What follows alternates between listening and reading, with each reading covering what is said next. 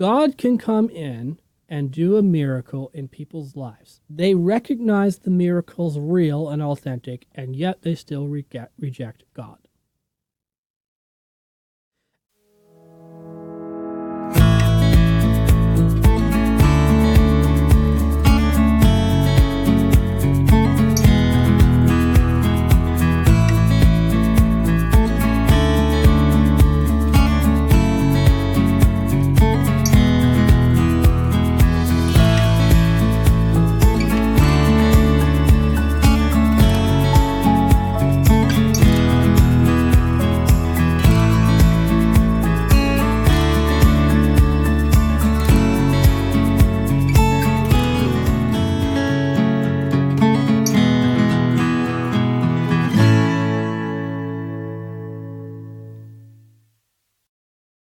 Yo, welcome back to another Bible study with me, and today we are going to be going over chapter 8 of Matthew's Gospel.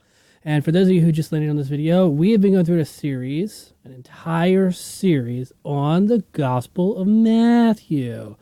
Basically, we're going through every single chapter, and we're reading it, and we're talking about it. There are 3 things we're focusing on: history, theology, and spirituality. In fact, this entire channel is pretty much just a Bible study channel, and the 3 primary things that we talk about here are theology, history, and spirituality. But also, at the beginning of this series, when we started in chapter 1, I talked to you about the lens that we're using to view this gospel. And I talked to you about the church lens, and that's primarily how most people teach from the Gospel of Matthew, from the church's lens. And which the church lens is basically this idea that the Gospel of Matthew was written about 50 AD, and it was written by some guy named Matthew the tax collector, and it's a Jewish gospel, and so on and so forth. We, on the other hand, are not going with that. Instead, what we're going with is something that a little bit more academic, if you will. Most scholars date the Gospel of Matthew around 80 to 85 AD, and most scholars say that it's not Matthew the tax collector who wrote the gospel. In fact, some scholars even say that that this gospel and all the other gospels were written anonymously, meaning we don't know who wrote them. So, the lens that we're using to view this gospel is, number 1, the Gospel in Matthew was not written by Matthew the tax collector. Number 2, it was written in 80 to 85 AD, not 50 AD. And thirdly, this is a Gentile gospel written to Gentiles for Gentiles. It's not a Jewish gospel.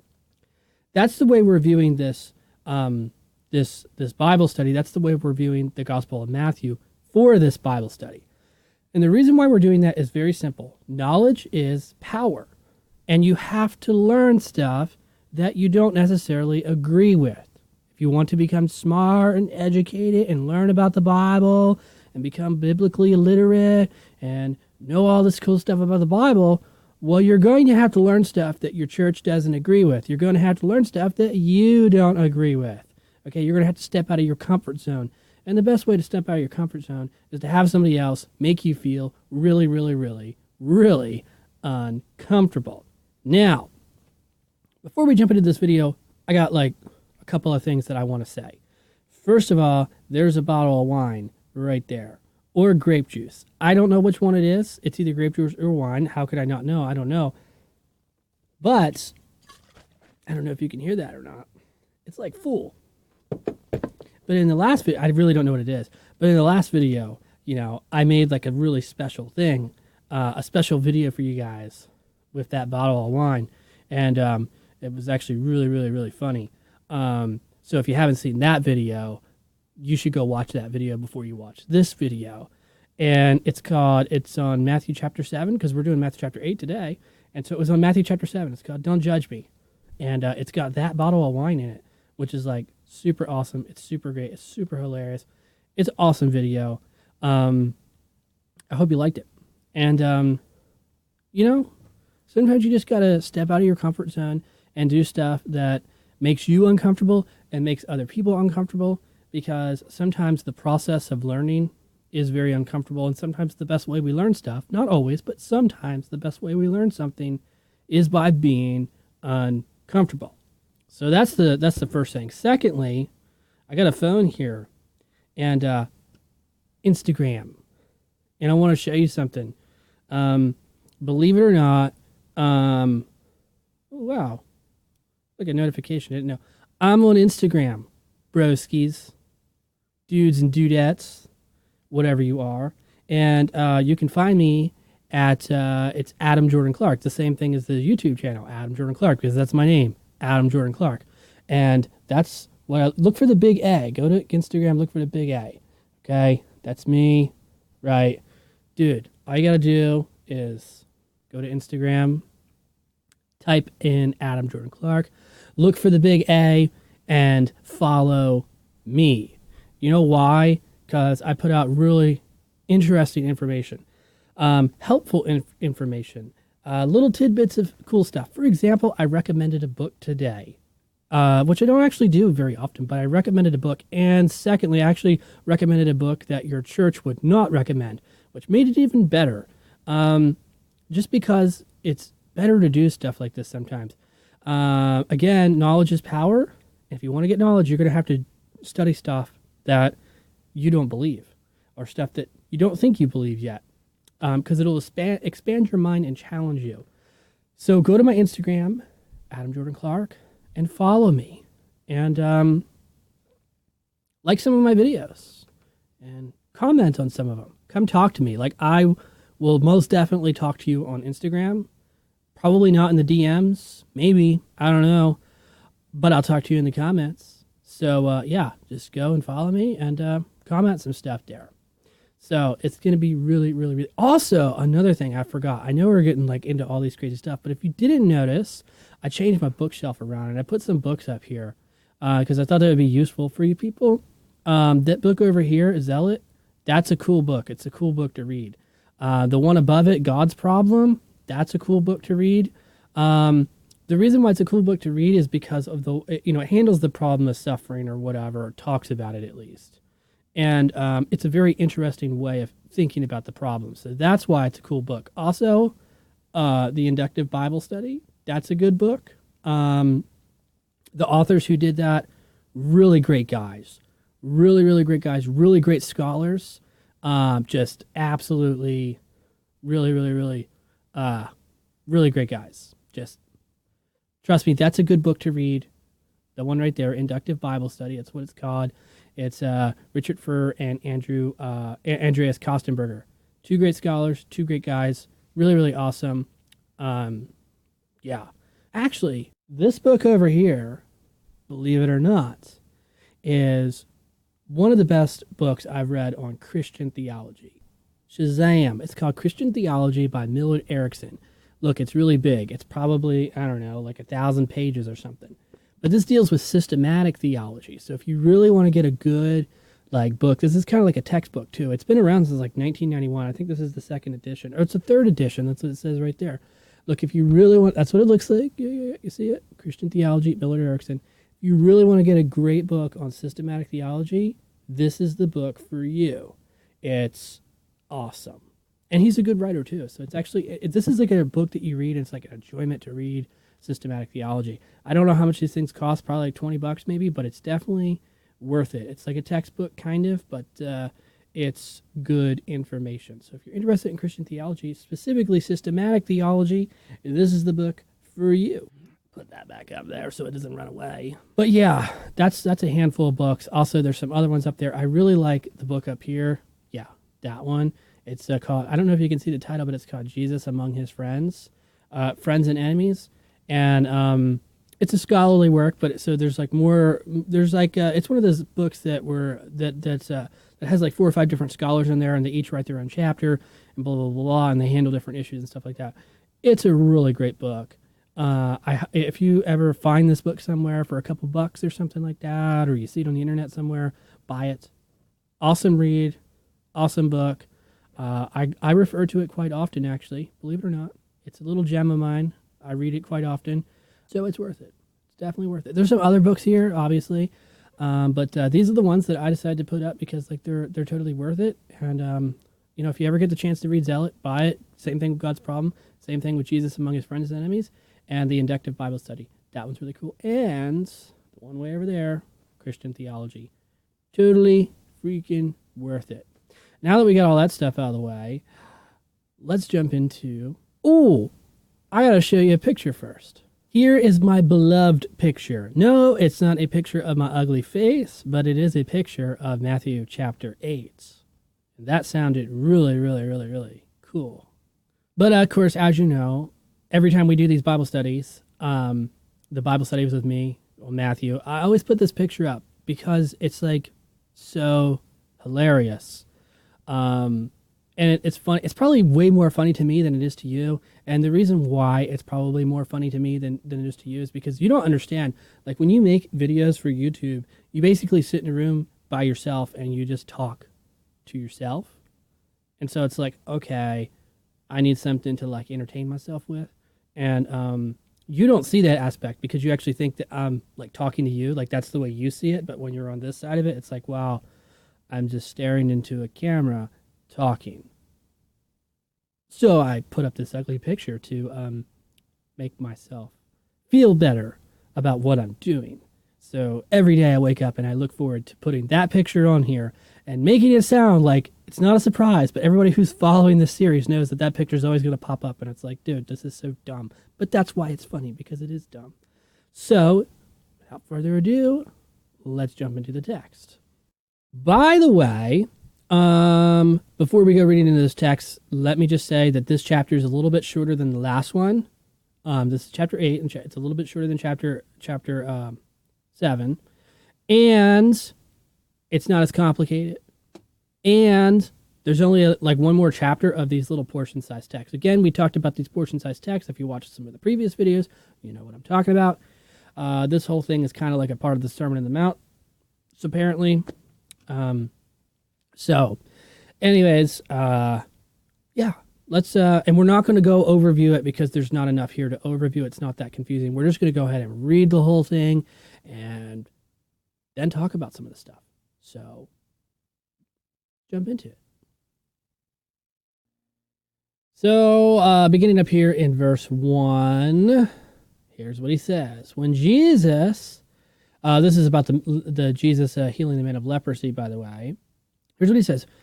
When Jesus came down from the mountainside, large crowds followed him. A man with leprosy came down and knelt before him and said, Lord, if you are willing, you can make me clean. Jesus reached out his hand and touched the man. I am willing, he said, be cleaned. Immediately, he was cleansed of his leprosy. Then Jesus said to him, see that you don't tell anyone. But go, show yourself to the priest, and offer the gift Moses commanded as a testimony to them. Verse 5.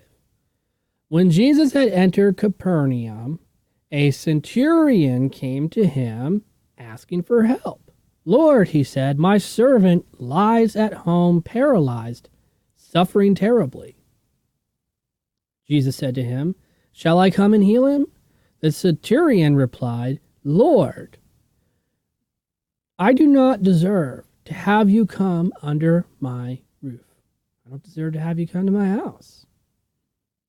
But just say the word, and my servant will be healed. For I myself am a man under authority, with soldiers under me. I tell this one, go, and he goes. I tell that one, come, and he comes.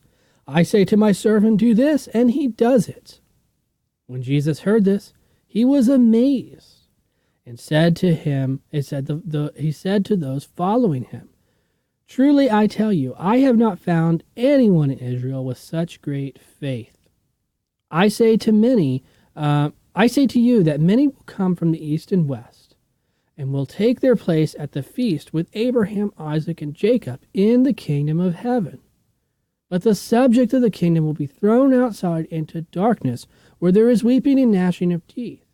Then Jesus said to the centurion, go, let it be done, just as you believed it would.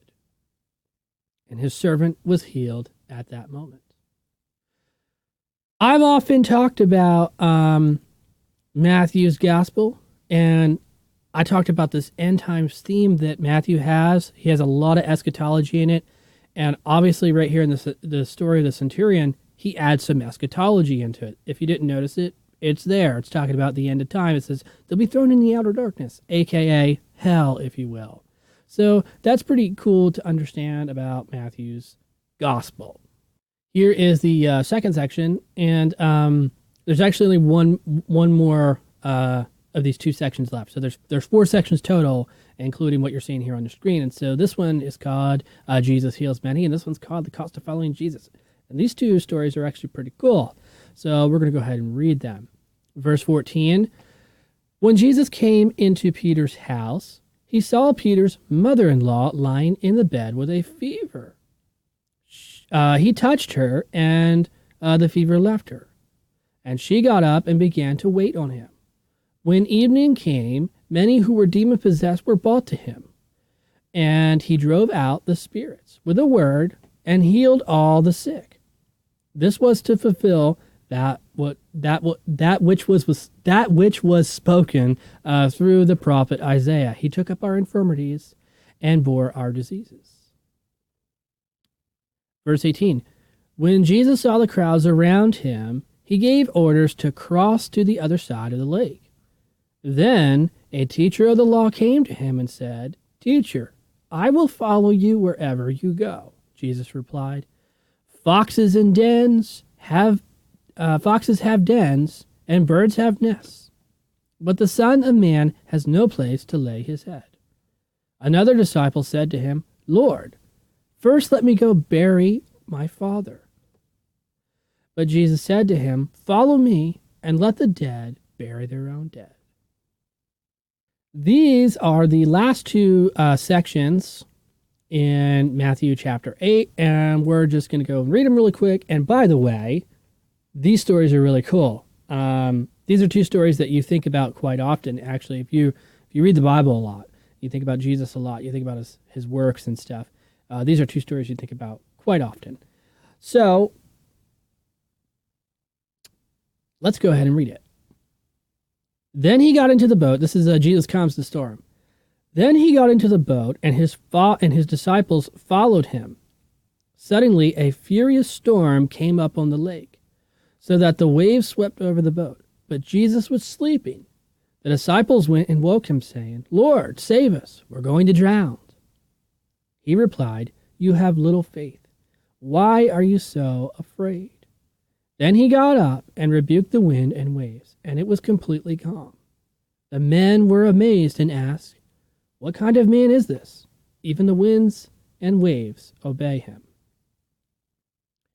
When he had arrived at the other side of the region of the Gadarenes, 2 demon-possessed men were coming from the tombs, met him. They were so violent that no one could pass that way. They said to him, "What do you want with us, Son of God? Have you come to torture us before the appointed time?" Some distance from them, a large herd of pigs was feeding.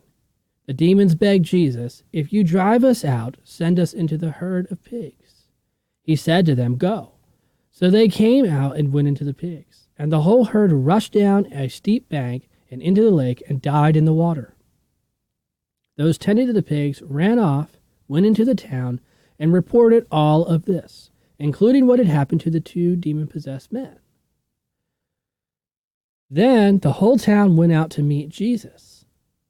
And they saw him, and they pleaded with him to leave their region. So, I just want to talk about this last part really quickly. And I want to make a good point about something. It's actually like a really good point. So let me show you what I actually want to talk about. This last portion of text right here. It says, "Then the whole town went out to him. And when they saw him, they pleaded with him to leave."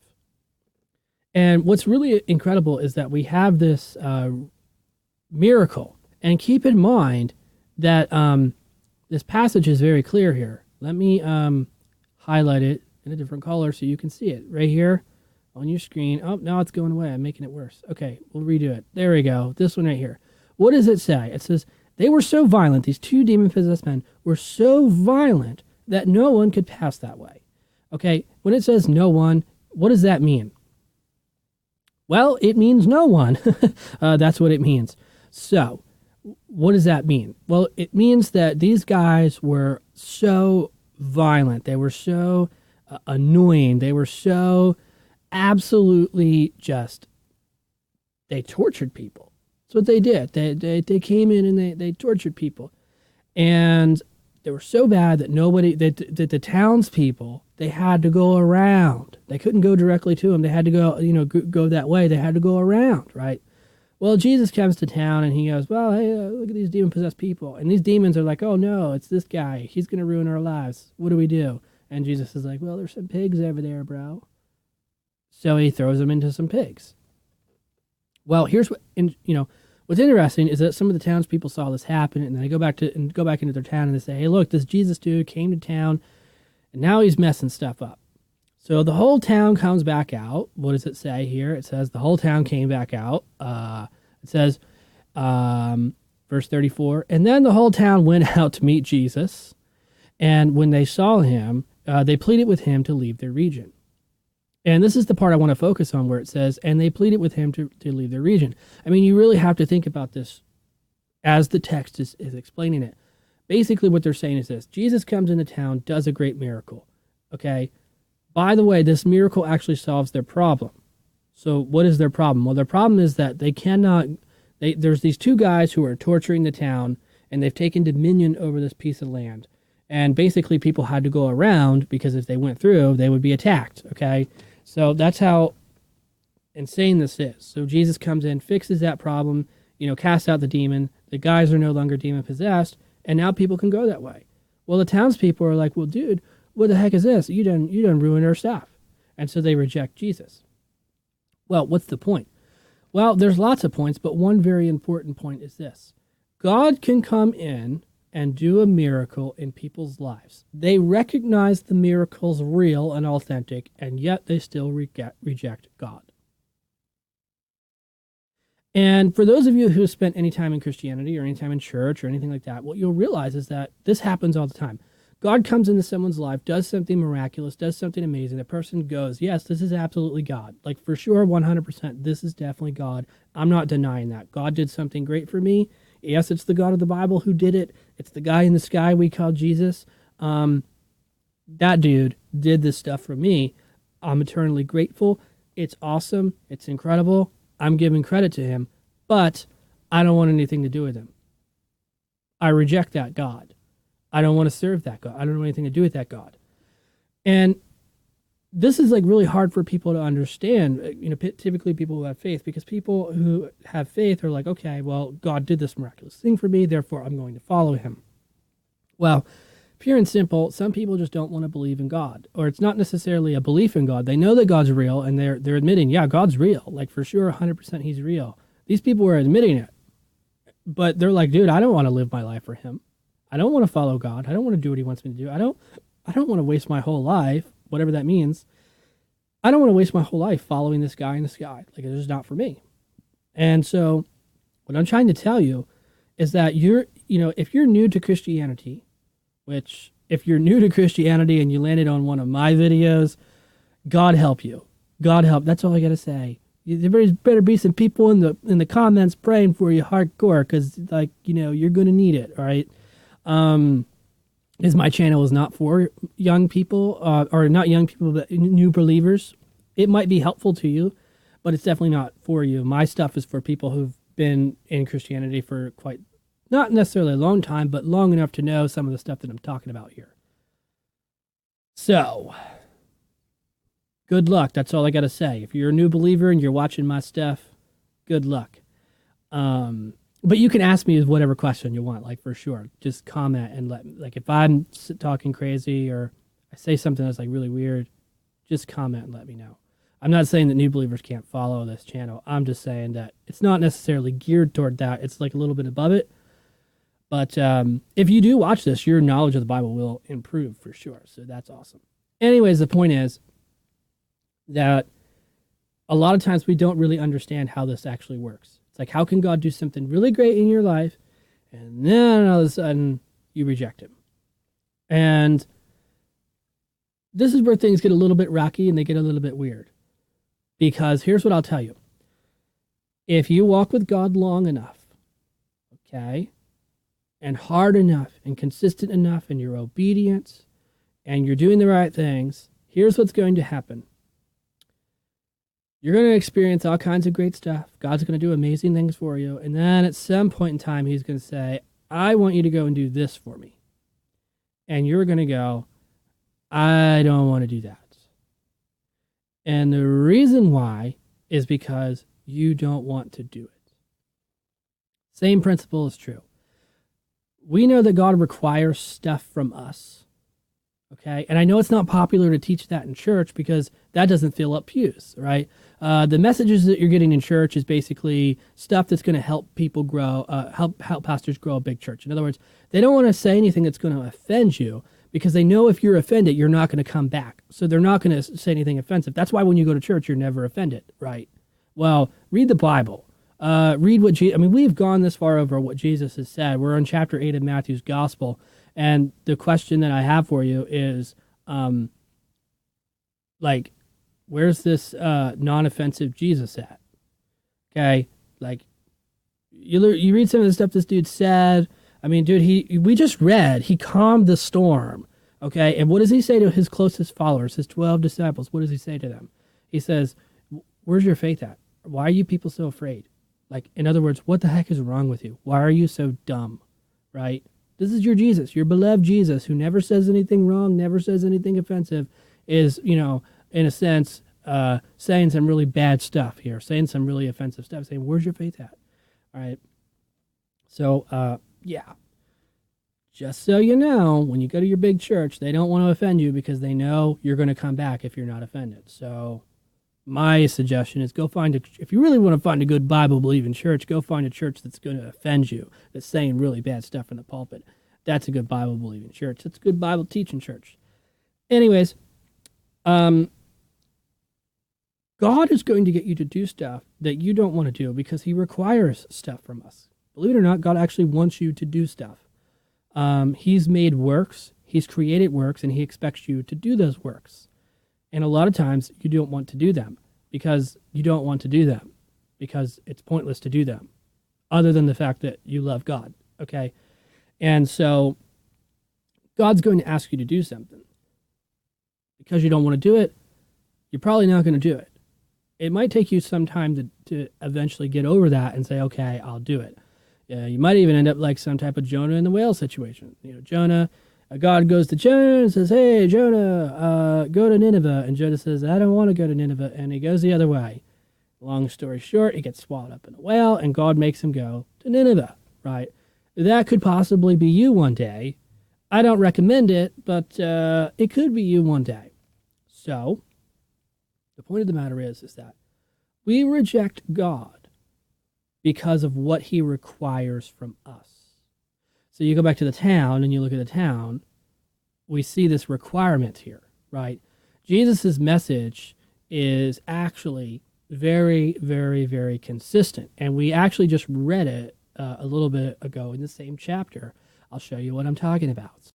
Jesus had this message of sacrifice, and the sacrifice is give up your life if you want to follow me. If you really want to be my follower, you're going to have to give up your life. And so right here in the Bible, it says, then a teacher of the law came to him and said, Teacher, I will follow you wherever you go. And Jesus said, foxes have dens and birds have nests, but the Son of Man has no place to lay his head. Okay, in other words, give me a place to stay, brother. That's what he's saying.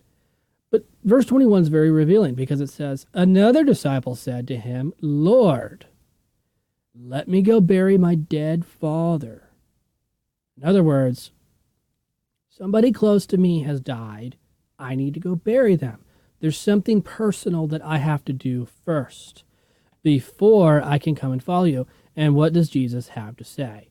Jesus says, follow me and let the dead bury the dead. I mean, let that sink in for a little bit. Dude, we are talking about this dude His father dies. He says, yo, JC, I want to follow you, but I got to do some personal stuff real quick. My pops just died. We got to have a little funeral. You know how these things go, okay? Because you're going to die soon anyways, and you know how these funeral things go. So let me go bury the dude, and I'll come back. And Mr. Jesus is like, dude, it's not how this works. Your personal reasons for need to go. Like, your personal reasons don't matter. You need to give up this personal crap. So he says, follow me and let the dead bury their dead. In other words, like, dude, who cares about the dead people? The dead are already dead. Like, let them handle that. It doesn't matter. There's nothing you can do about this. They're already dead, okay? But if you follow me first, then you're following me, okay?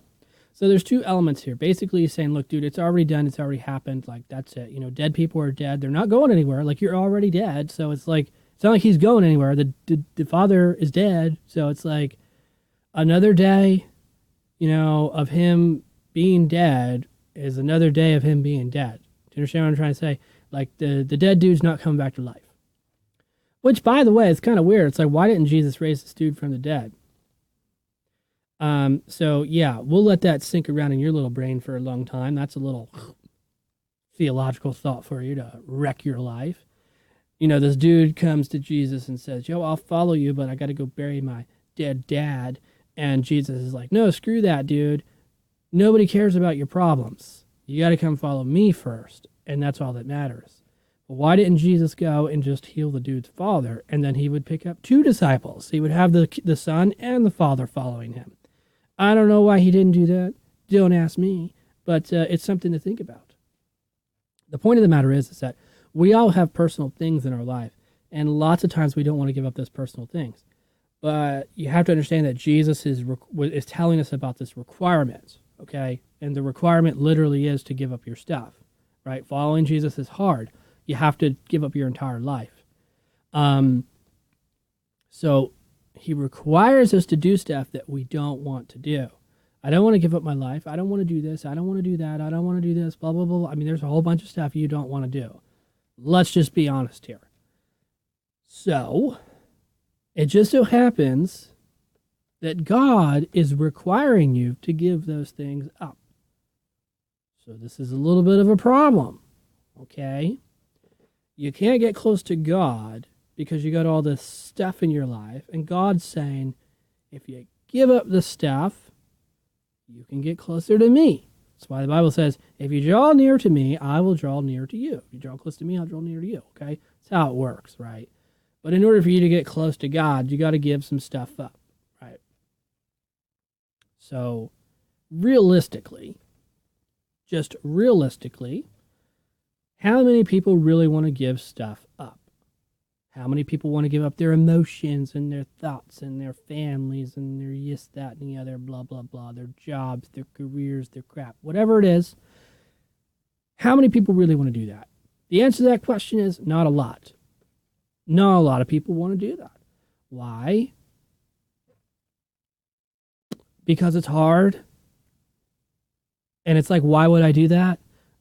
I've worked my whole life for this career. I've worked my whole life for this. I've done this. I've done that. Now you want me to give it all up for this guy in the sky? I don't think so. It doesn't really make much sense to me. So I think I'll live part of my life this way and I'll live part of my life that way. Okay, that's what people think. That's how they rationalize it. So anyways, the miracle that we read here in the Bible where it talks about Jesus, casting out some demons, and then the townspeople get all pissed off and they come back and they kick him out of their region. You have to understand, God's going to do miracles in people's lives. People are going to say, you're absolutely right. That came from God. It was God. There was nobody else except for God who did this miracle. It's an authentic miracle. It really happened. But you know what? We don't want anything to do with that God. Why? Because we don't want to give up the stuff that's in our life. That's one of the main reasons why people reject God. So, if you reject God, it's probably for that reason. So, going back up to the first chapter with the man and the leprosy, we basically see the same thing happening. It says, a man with leprosy came and knelt before Jesus. Oops, let me fix this. A man with leprosy. Oops, why did I do that again? I messed it up again. Oh, here we go. All right. A man with leprosy came and knelt before Jesus and said, Lord, if you are willing, you can make me clean. And Jesus reached out his hand and touched him. I am willing, he said, be cleaned. Immediately he was cleansed of leprosy.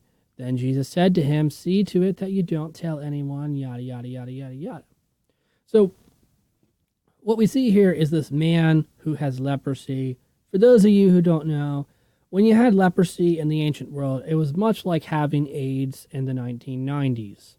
Basically, if you had AIDS, that was it. You're done. You're going to die. You're unclean, right? Nobody wanted to touch you. Nobody wanted to give you a job. You couldn't hang out with anybody.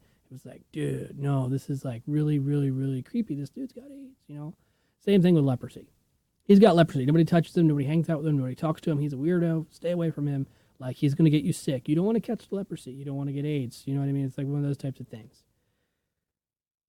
So he doesn't have anything. Okay, so this is the reverse of what we're talking about. So with the people in the town, they got lots of stuff. They don't want to give up their stuff.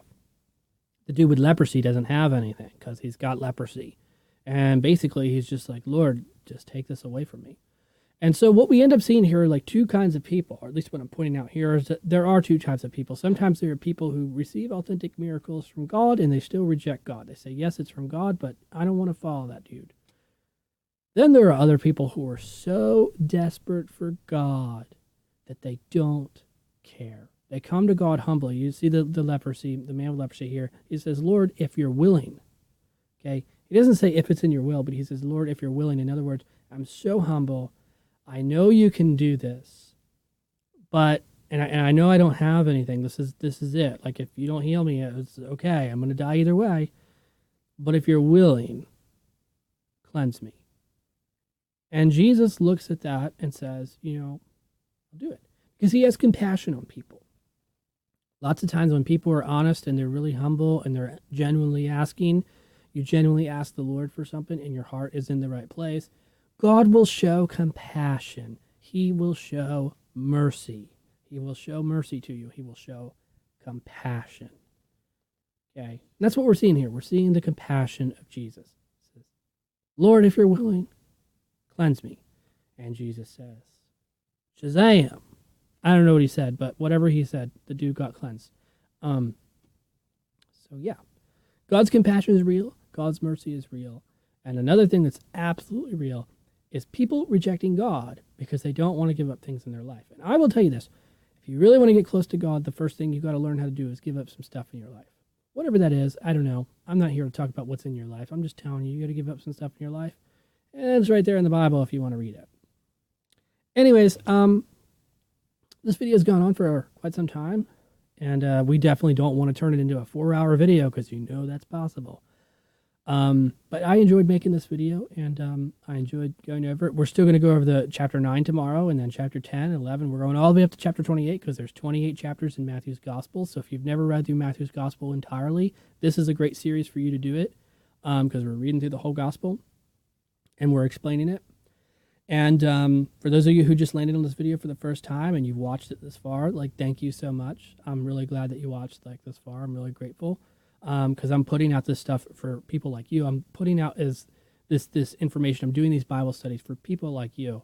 I'm not necessarily doing it for me, although I am doing it for me because I like to read the Bible. And it's like, well, might as well just do a Bible study. But I do it for other people. I'm trying to give new information, reliable information, and really help people understand the Bible entirely, not just like little sections or little verses, but entirely.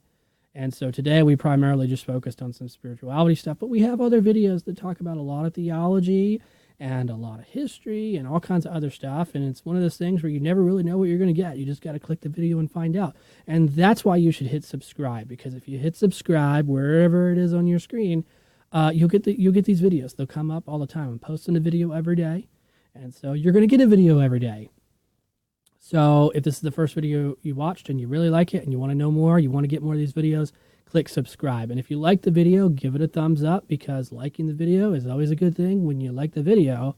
And don't forget to drop a comment and tell me what you think. If you learned anything, tell me what you learned. If you have a cool story to tell me about your life or ministry or anything like that, tell me. Drop it in the comments and let me know. I really want to read. I like reading people's stories. I like hearing about people's lives. So, yeah, if you feel comfortable, go ahead and tell me. It'll be good. You know, be good to get it off your chest and tell people. You know, the Bible says that they overcame by the blood of the Lamb and the power of their testimony. So if you got a story, drop it in the comments. But anyways, this video has been really, really great. And unlike yesterday to today, we are going to do the normal outro. We don't have a special one because the bottle, I don't know, we're going to end up doing something else with this bottle of wine. I'm either going to drink it all, get completely wasted. That's what I talked about yesterday, actually. It's kind of funny. I know the crazy religious nutcase people are going to be all upset about that video. And that's so great. Because if, you know, honestly, you should go and watch that video and just, like, if there's any comments, go look at the comments. Because I'm sure they're going to be absolutely hilarious. Like, oh my God, we got some drunk guy on there. Blah, blah. It's like, dude, I literally took like a sip of this. Whatever it is, I don't know. I still think it's grape juice. Honestly, I didn't taste any alcohol in it at all. I think it's grape juice. But anyways, the point is, like, the whole bottle's there, okay? I'm going to end up doing something really cool with this bottle of wine in one video. One day, very soon, I think. It's going to be really, really, really funny. More funny than the last one. So, but anyways, we have the normal intro. And, yeah, it's going to be great. Tomorrow's going to be awesome. So stay tuned for that video. But, yeah, thanks for subscribing. All of you who have subscribed already and you like these videos and you're giving them thumbs up and you're commenting, like, thank you. I really like that. I really think that's awesome. Lets me know that I'm doing at least something right. Because a lot of time when you do YouTube, you're running blind. You have no idea what you're doing.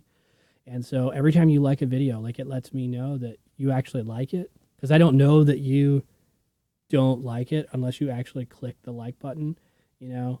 So, yeah, click the like button and leave a comment and click subscribe if you haven't already. But as always, I will see you in the next video. If you like this video and want to know more, you can hit the subscribe button for more videos. If you have a question or a comment, or maybe you just like to say something or express your opinion, go ahead and comment that below.